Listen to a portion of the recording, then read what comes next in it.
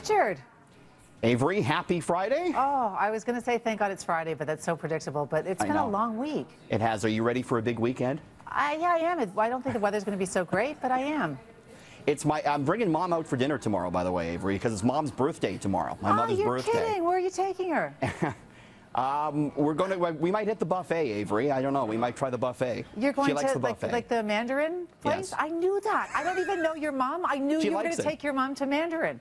She's a big City News fan, too, so she might be watching. So would you mind wishing her a happy birthday? What's her first name? It's Bernadette. Bernadette, and how old is Bernadette turning? She wouldn't like that if I told you. Okay, Bernadette, you look 20 years younger than you are, or 10. Happy birthday. I think she really loves City News. Now, she's a big fan of yours. She doesn't like Talbot so much, though. I'm really hoping that Kat can do a really quick turn on our camera. Talbot, will you show what you do to prepare for our show? Just maybe quickly run over here, very quickly. Okay, he's going to do it at the end, because we got to get into business, and then he's going to, what you were just doing about your preparations. It's hilarious. Let's talk about minimum wage for a second. Lots of discussion about this at Queen's Park. There's a survey out that's the big issue here. So, yeah, a big debate about this, right? Minimum wage going up to $15 an hour. And the Canadian Federation of Independent Business, they surveyed their member businesses, Avery, and about their thoughts on $15 minimum wage. And this is what they found. 34% of businesses asked said they may sell or close because of $15 minimum wage. 66% say they'll increase prices. 43% say they're going to cut employees. 64% will reduce hiring. Now, no matter how you feel about this issue, Avery, the fact of the matter is, none of this is backed up with any facts. Numerous rigorous economic studies have found that minimum wage increases do not cause widespread layoffs. In fact, quite the opposite.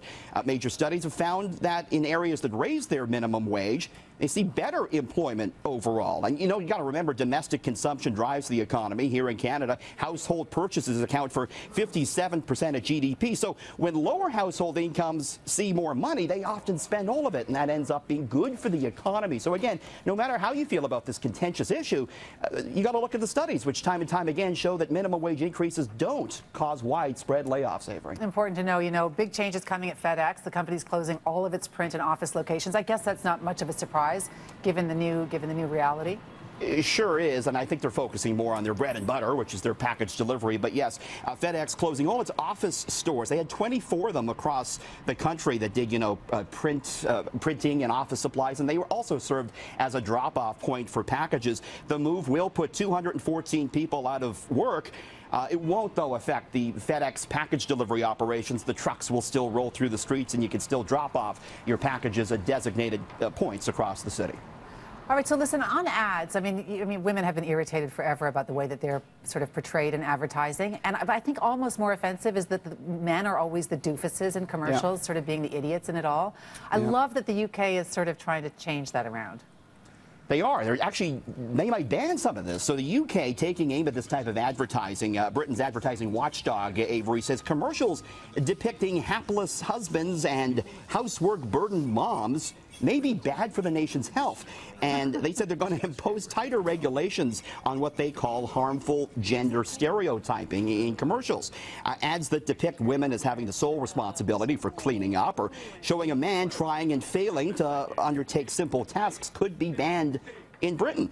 So could commercials suggesting that a specific activity is only appropriate for boys or for girls.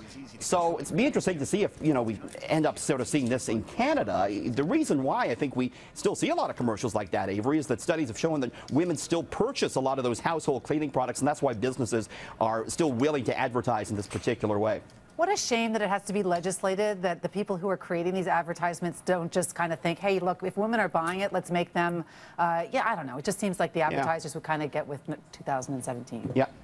North Korea's economy, it's booming, but not for the reasons that we want. Would you surprise? This is shocking. I mean, North Korea's economy, we had the numbers out today, it grew more than Canada's economy last year. GDP expanding by 3.9%. There in North Korea, driven by stronger activity in its mining and manufacturing sectors, but also driven by military spending and by missile tests. North Korea's development of weapons of mass destruction, it's measured as an investment in production and therefore shows up in the GDP, the economic output statistics. And of course, the U.S., Avery, moving to ban tourism in North Korea. You were there a year ago, weren't you? Yeah. Yeah, it's not a surprise that the U.S. is doing this after what we saw happened. But, you know, the GDP being high and the economy growing in North Korea definitely does not mean that the average person there is doing well at all. The average salary, I think $1,000 Canadian or something like that, yearly salary. So, yeah, not good. All right, so Bluetooth speakers, they're everywhere. But this one might just take the cake. Yeah, in your golf club. This is a new startup coming out with what they call the Sound Caddy. And it's a golf club that doubles as a speaker. You got a battery in there, so you got a speaker, and you can also plug your phone in to charge it. What's more, it also connects to your phone, so you can make phone calls on the club. You can look like a regular crazy person talking into your driver. This is a Kickstarter, Avery, looking to hit the market soon. The Sound Caddy. All right, listen, I wanted to have Talbot come over here and show how he prepares for his. He was just told he's up in 10 minutes. He's very excited. Oh, Talbot, you're on. I got to say, you got to do it. You got to be relaxed. So I do my voice exercises. Okay. No, no, no, no, no, no, no. Get the facial muscles a little loose there. That's my secret. It's really a shame we can't see you, that your computer screen is covering the great movement, but that's awesome. So he's going to be so prepped and ready to go. 9 minminutes and counting.